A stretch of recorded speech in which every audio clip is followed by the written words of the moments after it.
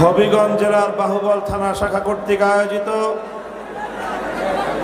আজকের এই গণসমাবেশে উপস্থিত সংগ্রামী সভাপতি, উপস্থিত বাংলাদেশ খেলাফত মজলিসের কেন্দ্রীয় জেলা ও থানার দায়িত্বশীল নেতৃবৃন্দ, সহযোগী সংগঠন বাংলাদেশ খেলাফত যুব মজলিস, ছাত্র মজলিসের কেন্দ্রীয় স্থানীয় নেতৃবৃন্দ, সম্মানিত ওলামায়ে কেরাম,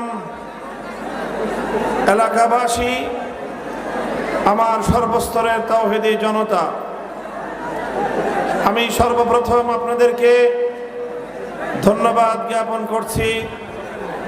রাত গভীর পর্যন্ত আজকে আপনারা বিপুল পরিমাণ জনতা আজকের এই সমাবেশে উপস্থিত হয়ে আগামীর বাংলাদেশে ইসলাম এবং ইসলামী নেতৃত্বের যে অবস্থান, ইসলামের পক্ষে যে জন আকাঙ্ক্ষা, আজকের এই একটি মফস্বল এলাকার এই বিপুল জন উপস্থিতি প্রমাণ করে এদেশের মানুষকে স্পষ্ট বার্তা দেয় আগামীর বাংলাদেশ ইসলামের বাংলাদেশ।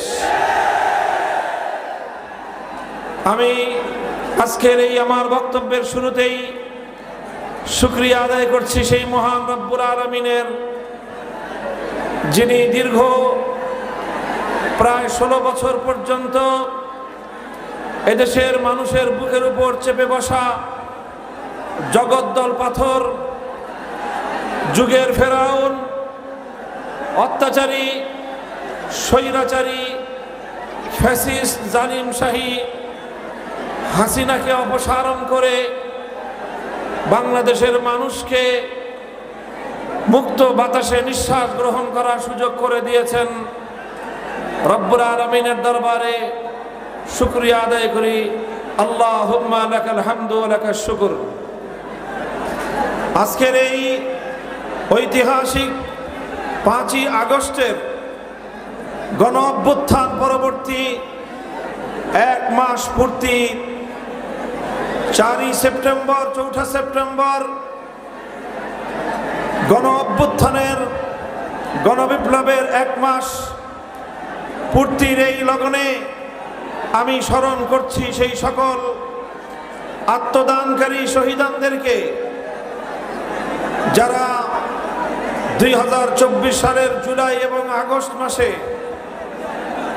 জুলুমের মোকাবেলায়, বৈষম্যের মোকাবেলায়, ফ্যাসিবাদ নির্মূলে, স্বৈরতন্ত্রকে বাংলার মসনদ থেকে বিদায় করবার জন্যে অকাতরে জীবন দান করেছেন। স্কুল, কলেজ, ইউনিভার্সিটি ও মাদ্রাসার যে সকল ছাত্ররা, এমনকি 3 বছরের শিশু সন্তান থেকে বৃদ্ধ নারী পুরুষ, সর্বশ্রেণীর মানুষ, যাদেরকে খুনি হাসিনার আইন শৃঙ্খলা রক্ষাকারীর নামে পেটুয়া বাহিনী, পুলিশ লীগ, হাতুড়ি লীগ, হেলমেট লীগ, যুবলীগ এবং ছাত্রলীগের সন্ত্রাসীদের মাধ্যমে বাংলাদেশের রাজপথগুলোতে নির্বিচারে পাখির মতো গুলি করে হত্যা করা হয়েছে এবং যাদের রক্তের বিনিময়ে আজকে বাংলাদেশ দ্বিতীয়বারের মতো স্বাধীনতা লাভ করেছে, সেই সকল বীর শহীদানদের শাহাদাত কবুল করার জন্য আল্লাহ রাব্বুল আলামিনের দরবারে আমি দোয়া করছি, আল্লাহ যেন তাদের সকলের শাহাদাতকে কবুল করেন।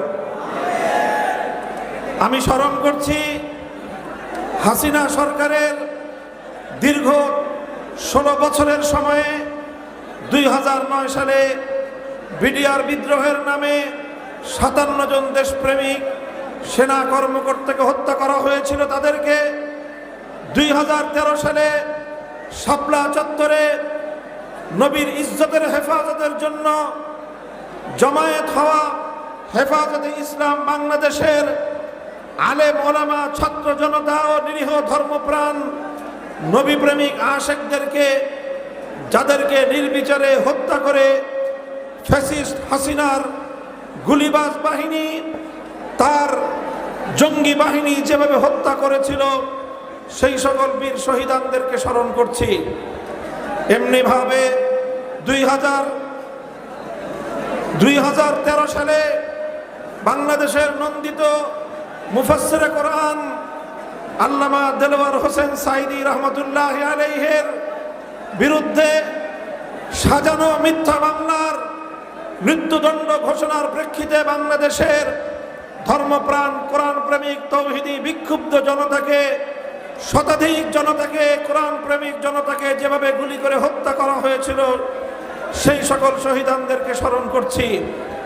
এছাড়াও দীর্ঘ এই সময়ে বিরোধী রাজনীতি করবার কারণে বিরোধী দলের শত শত নেতাকর্মী যারা গুম খুন এবং হত্যাকাণ্ডের শিকার হয়েছে, যারা আয়না ঘর নামক ইতিহাসের বর্বর টর্চার সেলে বন্দী ছিল, যাদেরকে বিভিন্ন রিমান্ডের নামে বর্বর এবং অকথ্য নির্যাতনের মাধ্যমে একটি মধ্যযুগীয় বর্বরতার ইতিহাস রচনা করা হয়েছিল, সেই সকল গুম খুন এবং হত্যাকাণ্ড নির্যাতনের শিকার আমার বাংলাদেশের জনতাকে 2021 সালে বাংলাদেশের স্বাধীনতার সুবর্ণ জয়ন্তীকালে গুজরাটের কসাই নরেন্দ্র মোদীকে বাংলাদেশে আমন্ত্রণ করে যখন বাংলাদেশের স্বাধীনতার অনুষ্ঠানকে কলঙ্কিত করার পায়তারা করেছিল খুনি হাসিনা, এদেশের দেশপ্রেমিক মুসলিম জনতা নরেন্দ্র মোদীর আগমনের প্রতিবাদ জানানোর অপরাধে হাটহাজারী থেকে ব্রাহ্মণবাড়িয়া পর্যন্ত খুনি হাসিনার নির্দেশে হেফাজতে ইসলাম বাংলাদেশের প্রায় 25 থেকে 30 জন নেতা কর্মীকে গুলি করে হত্যা করা হয়েছিল। আর প্রায় 1500 আলেম ওলামা, ইসলামী নেতৃত্ব তৌহিদি জনতাকে নির্বিচারে গ্রেফতার করে মাসের পর মাস, বছরের পর বছর কারাগারে বন্দী রেখে তাদেরকে যাবতীয় বন্দীদের প্রাপ্য অধিকার থেকে বঞ্চিত করে নির্মমতার এক নতুন ইতিহাস রচনা করেছিল শেখ হাসিনা। এই সকল নির্যাতন, ত্যাগ এবং কোরবানির বিনিময়ে আজ বাংলাদেশের মানুষ নতুন এই স্বাধীনতা অর্জন করেছে এবং স্বাধীনতাকে উপভোগ করেছে। প্রিয় দেশবাসী, বাহুবলের সর্বস্তরের জনতা, লক্ষ লক্ষ জনতা এই বিশাল অঙ্গনে আপনারা উপস্থিত। আপনাদের এই উপচে পড়ায় উপস্থিতি, হাজারো জনতার আজকের এই সম্মেলন, আমি আবারও বলছি, প্রমাণ করেছে আগামী দিনের বাংলাদেশের সকল রাজনীতিবিদ এবং সকলের জন্য একটি বার্তা দিয়ে দেয়। আজ যদি বাংলাদেশ থেকে আবার ইসলামকে মাইনাস করার আর কোন চক্রান্ত চলে, এদেশের মানুষ যে কোনো মূল্যে সেই চক্রান্ত রুখে দেবে ইনশাআল্লাহ।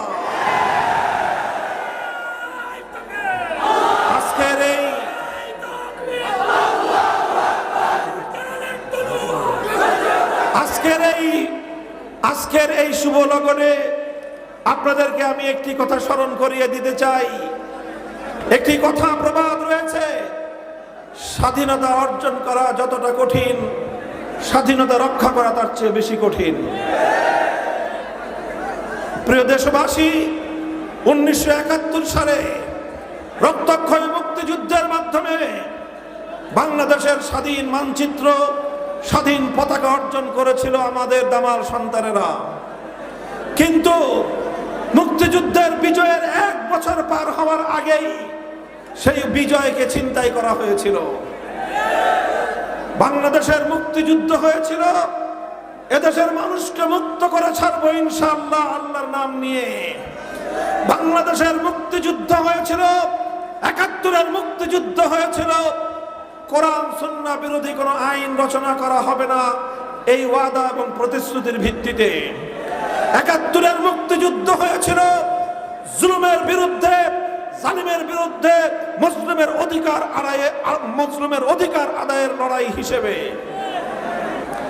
1971-এর সেই মুক্তিযুদ্ধের মধ্যে ইসলাম বিরোধী চেতনার কথা ছিল না।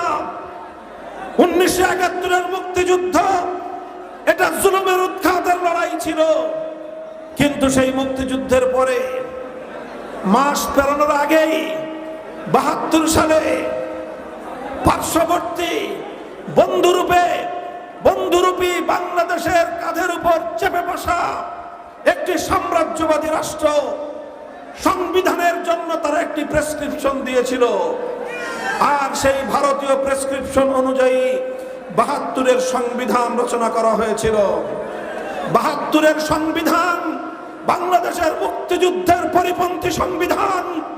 72-এর সংবিধান ছিল মুক্তিযুদ্ধের চেতনা পরিপন্থী সংবিধান। 72-এর সংবিধানে মুক্তিযুদ্ধের চেতনাকে টুটি চেপে হত্যা করা হয়েছিল, ছিনতাই করা হয়েছিল, হাজারো মায়ের বুক খালি করা, হাজারো মানুষের রক্তের বিধৌত মুক্তিযুদ্ধের ঐতিহাসিক সংগ্রামের চেতনাকে ছিনতাই করে ইসলামের বিরুদ্ধে একটি সংবিধান রচনার মধ্য দিয়ে বাংলাদেশকে অনইসলামিক ধারায় পরিচালনা করার পায়তারা চালানো হয়েছিল। এরপর 75 সাল পর্যন্ত এদেশের মানুষ দেখেছিল বাকশাল। 75 সাল পর্যন্ত বাংলাদেশের মানুষ জানত 30,000 মায়ের বুক খালি করে রাজনৈতিক বিরোধের প্রেক্ষিতে শেখ মুজিবুর রহমান সাহেব এদেশের 30 লক্ষ যুবককে হত্যা করেছিল, যার প্রেক্ষিতেই ঘটেছিল 15ই আগস্ট। 15ই আগস্টে শেখ মুজিবুর রহমান সাহেব তার পরিবার পরিজন সহ নিহত হয়েছেন। সেখানে অনেক নিরপরাধ নারী শিশু নিহত হয়েছিল। সেই অভ্যুত্থানে নিরপরাধ যারা নিহত হয়েছে তাদের জন্য আমাদেরও সমবেদনা রয়েছে। কিন্তু আমরা বলতে চাই, সমবেদনা শুধু 15ই আগস্টের নিহতদের জন্য নয়, বরং 15ই আগস্টের পূর্বে সিরাজ শিকদার সহ বাংলাদেশের 30,000 মায়ের কোল খালি করা সেই সকল তামাল সন্তানদের জন্য আমাদের সমবেদনা রয়েছে। 15ই আগস্ট সংগঠিত হওয়ার পর শেখ হাসিনা বিদেশে বসে আন্তর্জাতিক গণমাধ্যমকে বলেছিল, যেই জাতি তার বাবাকে খুন করেছে, যেই জাতি তার বাবাকে হত্যা করেছে, সেই দেশের মানুষের কাছ থেকে তিনি প্রতিশোধ গ্রহণ করবেন। 75 সালে শেখ হাসিনা প্রতিশোধ গ্রহণ করার ঘোষণা দিয়েছিলেন। এরপর থেকেই শুরু হয়েছিল শেখ হাসিনার প্রতিশোধের রাজনীতি। 1975 সাল থেকে 2024 সাল পর্যন্ত এই 50 বছরের রাজনীতির ইতিহাস হল শেখ হাসিনার রাজনীতি। শেখ হাসিনার এই 50 বছরের রাজনীতি ছিল দুটি বৈশিষ্ট্য সম্পন্ন রাজনীতি। প্রথম বৈশিষ্ট্য ছিল শেখ হাসিনার রাজনীতি মানে হলো প্রতিশোধের রাজনীতি। দ্বিতীয় বৈশিষ্ট্য ছিল শেখ হাসিনার রাজনীতি মানে হলো বিভাজনের রাজনীতি। তিনি প্রতিশোধ গ্রহণ করেছেন, বাংলাদেশের মানুষকে নানাভাবে নিপীড়ন করেছেন, নির্যাতন করেছেন। এদেশের মানুষ যেন বিশ্ব দরবারে স্বকীয় পরিচয় নিয়ে মাথা তুলে দাঁড়াতে না পারে, বরং চিরতরে যেন বাংলাদেশ ভারতের করতলগত একটি রাজ্যে পরিণত হয়। শেখ হাসিনার রাজনীতি ছিল বাংলাদেশকে ভারতের গোলামে পরিণত করার রাজনীতি। শেখ হাসিনার রাজনীতি ছিল বিভাজনের রাজনীতি। এই দেশটাকে বিভক্ত করেছেন তিনি নানাভাবে, ধর্মীয় সংঘাত তৈরি করে, সংখ্যালঘু নির্যাতনের সাবোটাজ নাটক সাজিয়ে, তার দলীয় সাঙ্গপাঙ্গদের মাধ্যমে, বিশেষ করে সংখ্যালঘু হিন্দু ধর্মাবলম্বীদের উপাসনালয়, ব্যবসা প্রতিষ্ঠান, তাদের বাড়িঘরে হামলা চালিয়ে এই দেশের মধ্যে হিন্দু মুসলিম সর্বদাই একটি দাঙ্গা বাঁধিয়ে রাখার রাজনীতি ছিল শেখ হাসিনার রাজনীতি। আজ শেখ হাসিনা নাই। ভারতীয় বিভিন্ন গণমাধ্যম জিগির তুলবার চেষ্টা করেছিল বাংলাদেশে নাকি সংখ্যালঘু নির্যাতন হয়েছে। আমি জানতে চাই, 5ই আগস্টের বিপ্লবের পরে বিগত 1 মাসে গোটা বাংলাদেশের কোথাও কোনো মন্দিরে হামলা হয় নাই, কোন হিন্দুর বাড়িঘর উৎপাত হয় নাই, কোন সংখ্যালঘুর ব্যবসা প্রতিষ্ঠানে হামলা চলে নাই। আওয়ামী লীগের কোন সন্ত্রাসীরা বাংলাদেশে ছিল না, এজন্য হিন্দুরা নিরাপদে ছিল। যুবলীগ ছাত্রলীগের হাতুড়ি বাহিনী হেলমেট লীগ ছিল না বলে সংখ্যালঘুরা নিরাপদে ছিল। এদেশের আলেম সমাজ, হেফাজতে ইসলাম বাংলাদেশের নেতা কর্মী, বাংলাদেশ খেলাফত মজলিস সহ অন্যান্য ইসলামী আন্দোলন এবং সংগঠনগুলোর নেতৃবৃন্দ, এদেশের ধর্মপ্রাণ আপামর তৌহিদি জনতা, ইমাম এবং আলেমদের নেতৃত্বে সংখ্যালঘুদের প্রতিটি স্থাপনাকে রাত জেগে জেগে পাহারাদারি করা হয়েছে। আমাদের পবিত্র আমানতের দায়িত্ব আমি ঘোষণা করতে চাই, যারা সংখ্যালঘু রয়েছেন, যখনই আপনারা কখনো নিরাপত্তাহীনতার অভাব বোধ করবেন, এদেশের আলেম সমাজ আপনাদের নিরাপত্তার দায়িত্ব কাঁধে তুলে নেবে। আমরা না ঘুমিয়ে আপনাদের ঘুমের ব্যবস্থা করবো ইনশাল্লাহ। আমরা না খেয়ে আপনাদের মুখে আহার তুলে দেওয়ার চেষ্টা করবো ইনশাল্লাহ। এটাই আমার নবীর আদর্শ, এটা ইসলামী খেলাফত ব্যবস্থার আদর্শ। সংগ্রামী তাওহীদি জনতা, আজ স্পষ্ট ভাষায় আমরা বলতে চাই, শেখ হাসিনার প্রতিশোধের রাজনীতি পরাজিত হয়েছে, তার বিভাজনের রাজনীতি পরাজিত হয়েছে।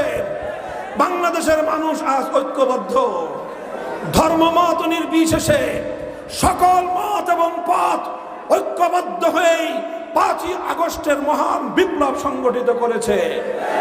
আপনারা দেখেছেন, এই বিপ্লবের সম্মুখ সারিতে ছিল ছাত্র জনতা। এই সম্মুখ সারির ছাত্র জনতা, এরা ছিল স্কুলের ছাত্র, এরা ছিল কলেজের ছাত্ররা, এরা ছিল মাদ্রাসার ছাত্ররা, এরা ছিল পাবলিক এবং প্রাইভেট ইউনিভার্সিটির ছাত্ররা। কোনো ভেদাভেদ ছিল না। কে রাজনীতি করে কে রাজনীতি করে না ভেদাভেদ ছিল না। কে ইসলামী সংগঠন করে আর কে অন্য সংগঠন করে কোনো ভেদাভেদ ছিল না। সকল ভেদাভেদের ঊর্ধ্বে উঠে ফ্যাসিবাদের মোকাবেলায়, জুলুমের মোকাবেলায় বাংলাদেশের মানুষ আবার নতুন মুক্তিযুদ্ধে ঝাঁপিয়ে পড়েছিল। এবারের মুক্তিযুদ্ধ ছিল শেখ হাসিনার বিরুদ্ধে, এবারের মুক্তিযুদ্ধ ছিল ফ্যাসিবাদের বিরুদ্ধে, এবারের মুক্তিযুদ্ধ ছিল স্বৈরতন্ত্রের বিরুদ্ধে, এবারের মুক্তিযুদ্ধ ছিল লুটপাটের বিরুদ্ধে, এবারের মুক্তিযুদ্ধ ছিল খুন খুন হত্যাকাণ্ডের বিরুদ্ধে, এবারের মুক্তিযুদ্ধ ছিল সালামের বিরুদ্ধে মাসুমের লড়াই। এ লড়াই ইনশাআল্লাহ অব্যাহত থাকবে। পরিষ্কার ভাষায় বলতে চাই, শেখ হাসিনা বাংলাদেশের মানুষকে হত্যা করে সহস্রাধিক মায়ের বুক খালি করে তারপর বাংলাদেশের 1 ইঞ্চি নৌপথ, 1 ইঞ্চি সড়ক পথ শেখ হাসিনাকে বরণ করে নেয়নি, বরং সে আকাশে উড়াল দিয়ে নরেন্দ্র মোদীর কোলে গিয়ে ঝাঁপ দিয়ে পড়েছে। ওই জায়গাটাই ছিল তার আশ্রয়স্থল। প্রমাণ হয়েছে, বিগত 15 বছর বাংলাদেশের জনগণের অধিকার হরণের পিছনে নরেন্দ্র মোদী দাদাবাবুদের হাত ছিল। পরিষ্কার বলতে চাই, বাংলাদেশের মানুষের অধিকার নিয়ে আর ছিনিমিনি খেলবার চেষ্টা করবে না। ভারত খান খান হয়ে যাবে। আমার দেশের মানুষের অধিকার ছিনতাই যদি করতে চাও, তোমার দেশের অখণ্ডতা তুমি রক্ষা করতে পারবে না। তুমি মনে রেখো, 18 কোটি মানুষকে তুমি দাবায় রাখতে পারবে না। এদেশের মানুষ প্রতিবাদ করতে শিখেছে, এদেশের মানুষ রক্ত দিতে শিখেছে, এদেশের মায়েরা সন্তানদেরকে যুদ্ধে পাঠাতে শিখেছে, এদেশের সন্তানেরা মায়ের চোখের অশ্রু মুছে দিয়ে, বুকের রক্ত দিয়ে মায়ের মাতৃভূমিকে স্বাধীন করতে প্রেরণা পেয়েছে। এ জাতিকে কেউ দাবায় রাখতে পারবে না। আন্তর্জাতিক সাম্রাজ্যবাদী শক্তিগুলোকে বলতে চাই, যদি তোমরা আমাদের সহায়তা করতে চাও, আমরা স্বাগত জানাবো। যদি প্রভু সেজে আমার বাংলার মাটিকে কোনো কায়েমি স্বার্থবাদী অথবা কোনো আন্তর্জাতিক কোন শক্তি নিজেদের ঘাঁটি হিসেবে বাংলাদেশকে ব্যবহার করতে চাও, 18 কোটি মানুষ মাথায় কাফনের কাপড় বেঁধে আবার যুদ্ধের ময়দানে নামবে। সংগ্রামী সাথী ও বন্ধুগণ, আমি আপনাদেরকে আহ্বান জানাই, ইনশাআল্লাহ আমাদের যেই সংগ্রাম শুরু হয়েছে, এই সংগ্রাম একটি পূর্ণাঙ্গ বৈষম্যহীন সমাজ গঠনের সংগ্রাম। এই সংগ্রাম ন্যায় এবং ইনসাফ ভিত্তিক সমাজ গঠনের সংগ্রাম রাষ্ট্রীয় সকল প্রতিষ্ঠানগুলোকে ধ্বংস করে দিয়েছিল। বিচার ব্যবস্থার কথা কি বলবো? নিম্ন আদালত, উচ্চ আদালত, সর্বোচ্চ আদালতের প্রধান বিচারপতি আওয়ামী লীগের দলীয় মুখপাত্রে পরিণত হয়েছিল। পৃথিবীর ইতিহাসে এমন কুলাঙ্গার বিচারপতি পৃথিবীর ইতিহাস দেখে নাই। এই সকল কুলাঙ্গার বিচারপতিদের মাধ্যমে বাংলাদেশ থেকে তত্ত্বাবধায়ক সরকার ব্যবস্থাকে সে বিদূরিত করে দিয়ে, তত্ত্বাবধায়ক সরকার ব্যবস্থাকে বিলোপ করে দিয়ে নিজস্ব একতরফা নির্বাচনের মাধ্যমে 15 বছর পর্যন্ত মানুষের ভোটাধিকার হরণ করেছিল। আর মেগা প্রজেক্টের নামে হাজার হাজার লক্ষ লক্ষ কোটি টাকা পাচার করে বাংলাদেশের মানুষের ভাতের অধিকার ছিনতাই করেছিল। এরপর রাতের আধারে যখন তখন যাকে তাকে তুলে নিয়ে গুম করে লাশ পর্যন্ত মায়ের কোলে ফেরত দেয় না। বৃহত্তর সিলেটের ইলিয়াস আলীর সন্তান এখনো কাঁদে। আজও পর্যন্ত ইলিয়াস আলীর পরিবার জানে না তার ভাগ্যে কি ঘটেছে। এই বাংলাদেশ যেটা ছিল সোনার বাংলাদেশ, সেই সোনার বাংলাদেশকে বানিয়েছিল সে খুনের বাংলাদেশ। শাইখুল হাদিস আল্লামা আজিজুল হক বলতেন, আজ বাংলাদেশের যে অবস্থা, এখানে নুনের চেয়ে খুনের দাম কম। আমরা আবার সেই বাংলাদেশ ফিরিয়ে আনতে চাই, যেই বাংলাদেশের জন্য রক্ত দিয়েছিলেন শাহজালাল মুজাররদ ইয়ামানি, যে বাংলাদেশের জন্য সংগ্রাম করেছিলেন শাহজালাল, যে বাংলাদেশের জন্য রক্ত দিয়েছিলেন হাজী শরীয়তুল্লাহ, যে বাংলাদেশের জন্য রক্ত দিয়েছিলেন বীর শহীদানেরা। সেই বাংলাদেশ আমরা গড়ে তুলব ইনশাআল্লাহ।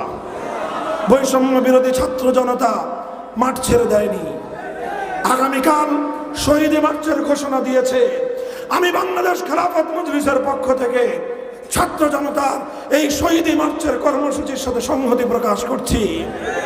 ইনশাআল্লাহ যতদিন পর্যন্ত ফ্যাসিবাদের সকল শক্তি বাংলাদেশ থেকে পরিপূর্ণ মূলোৎপাটন না হবে, ততদিন পর্যন্ত আমাদেরকে রাজপথে অবস্থান ধরে রাখতে হবে।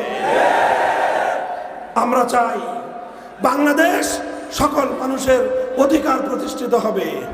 হিন্দু, বৌদ্ধ, খ্রিস্টান, সকল সংখ্যালঘু এবং ধর্মপ্রাণ বাংলাদেশের মুসলমানরা যার যার ধর্মীয় স্বাধীনতা নিয়ে এদেশের সম্প্রীতি সৌহার্দ্যপূর্ণ পরিবেশে বাংলাদেশ তার লক্ষ্যপানে এগিয়ে চলবে। অন্তর্বর্তীকালীন সরকারের প্রতি আহ্বান, 2009 সাল, 13 সাল, 14, 15, 16, 2021, 2024 সালে যত মানুষকে হত্যা করা হয়েছে, যতগুলো গণহত্যা পরিচালিত হয়েছে, প্রতিটি হত্যাকাণ্ডের সুষ্ঠু বিচার নিশ্চিত করতে হবে। বাংলাদেশের সাথে ভারতের বন্দি বিনিময় চুক্তি রয়েছে। সেই চুক্তির মাধ্যমে খুনি হাসিনাকে ধরে এনে বাংলার মাটিতে বিচার করতে হবে। যদি সরকারের কেউ কোনো মহল খুনি হাসিনার বিচারকে বাধাগ্রস্ত করবার চেষ্টা করে, তার বিরুদ্ধে বাংলাদেশের মানুষ গর্জে উঠবে।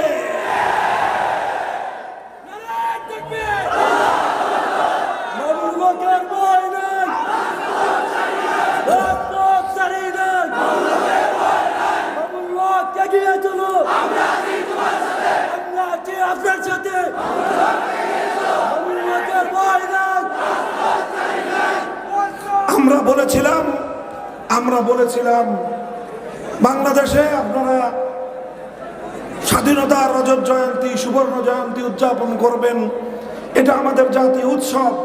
কিন্তু এই উৎসবে নরঘাতক গুজরাটের কসাইকে আহ্বান করে আমার স্বাধীনতার অনুষ্ঠানকে কলঙ্কিত করবেন না। আমাদের কথা ভালো লাগলো না। আমরা বলেছিলাম আপনার মরহুম পিতার ভাস্কর্য বানায় জাতীয় সম্পদ ব্যয় করে আমাদের ট্যাক্সের টাকা দিয়ে আপনি সাধারণ জাতীয় স্থাপনাগুলোতে, মহাসড়কগুলোতে আপনার বাবার মূর্তি বসাতে পারেন না। এদেশের মানুষ আপনার বাবার মূর্তি বানানোর ম্যান্ডেট আপনাকে দেয় নাই। আমরা মুসলিম জনপদে সড়কের মোড়ে মোড়ে এইভাবে তার বাবার মূর্তি বসানোর বিরুদ্ধে তাকে উপদেশ দিয়েছিলাম। মনে রাখবেন, আমরা কিন্তু হিন্দু ধর্মাবলম্বীদের মন্দিরের কোনো মূর্তির সমালোচনা কোনোদিন করিনি। হিন্দুদের ধর্মাবলম্বী উপাসনালয়গুলোতে তাদের মূর্তি থাকবে, তারা মূর্তির উপাসনা তাদের মতো করে করবে। কেউ যদি সেখানে ব্যাঘাত ঘটাতে চায়, আমরা জীবন দিয়ে তার পাহারাদারি করব।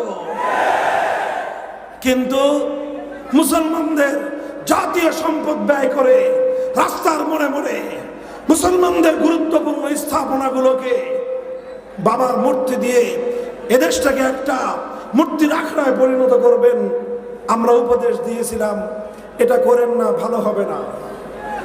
আমার এই কথা আমার ভালো লাগলো না। তিনি আমার বিরুদ্ধে ক্ষিপ্ত হয়ে উঠলেন, জাতীয় সংসদে আমার বিরুদ্ধে বিষোদ্গার করলেন।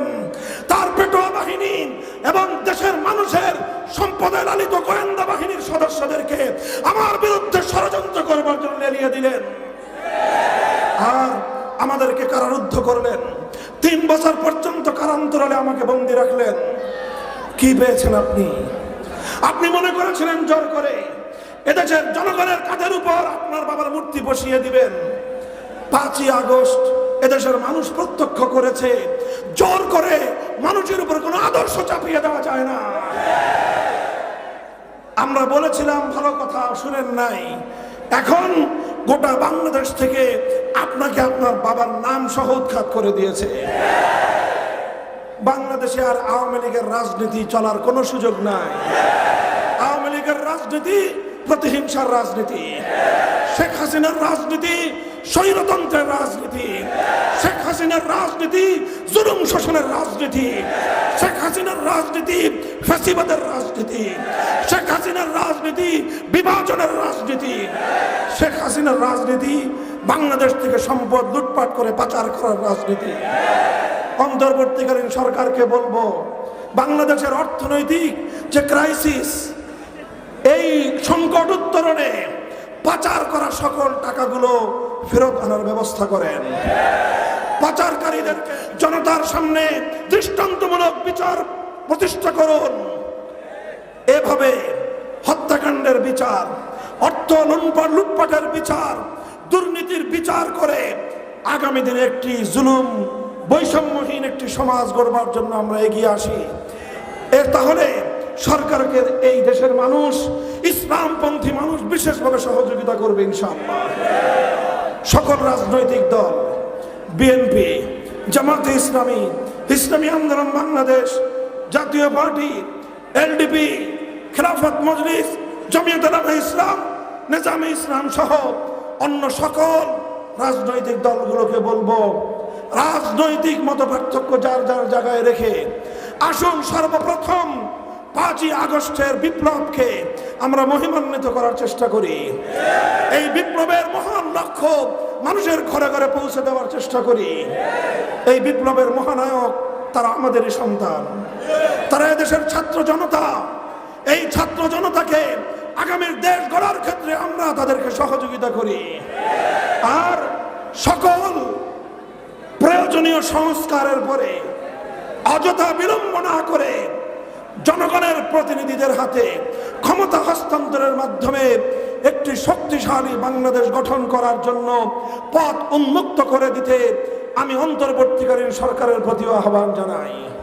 সংগ্রামী সাথী ও বন্ধুগণ, আমাদের চূড়ান্ত লক্ষ্য হলো জুলুম ও বৈষম্যহীন সমাজ। আমাদের চূড়ান্ত লক্ষ্য জুলুম এবং বৈষম্যহীন একটি সমাজ। মনে রাখবেন, চূড়ান্ত সাফল্য, পরিপূর্ণ বৈষম্যহীন সমাজ গড়তে চাইলে মাননীয় মানুষের বানানো মানব রচিত কোনো তন্ত্রমন্ত্র দিয়ে হবে না। সেজন্য প্রয়োজন সৃষ্টিকর্তা মহান আল্লাহ প্রদত্ত রাজনৈতিক ব্যবস্থা। আর আল্লাহ প্রদত্ত রাজনৈতিক ব্যবস্থার নাম হলো আল্লাহর প্রতিনিধিত্ব তথা খেলাফা। তাই বাংলাদেশ খেলাফত মজলিস আপনাদেরকে আহ্বান জানায়, আসুন হাতে হাত রাখুন, টেকনাফ থেকে তেতুলিয়ায় খেলাফতের এই আহ্বানকে আমরা ছড়িয়ে দেই।